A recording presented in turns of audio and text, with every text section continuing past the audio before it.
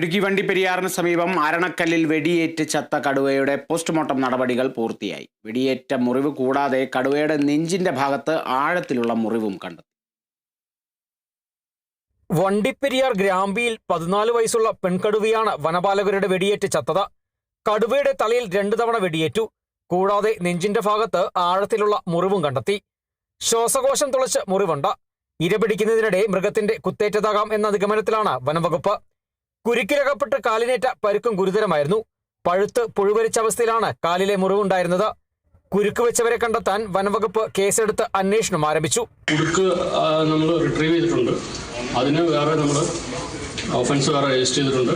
കുടുക്ക് വെച്ചതിനുള്ളതെന്ന് അതിൻ്റെ ഇൻവെസ്റ്റിഗേഷൻ വേറെ നടക്കും. കടുവയ്ക്ക് വേണ്ടി വെച്ചിരിക്കുന്ന കുടുക്കല്ല, അത് ചെറിയ ഒരു കുടുക്കാണ്. അത് പ്രോബ്ലി ഈ ചെറിയ മൃഗങ്ങളെ പിടിക്കാൻ വേണ്ടിയിട്ട് ഈ തേയിലത്തോട്ടങ്ങളിലോട് ചേർന്നിട്ടുള്ള പ്രദേശങ്ങളിലെല്ലാം ഇതുപോലെ ആളുകൾ കുടുക്ക് വെക്കാറുണ്ട്. അങ്ങനത്തെ ഏതൊരു കുടുക്കിലാണ് കാലുപെട്ടിരിക്കുന്നത് മനസ്സിലാകുന്നത്.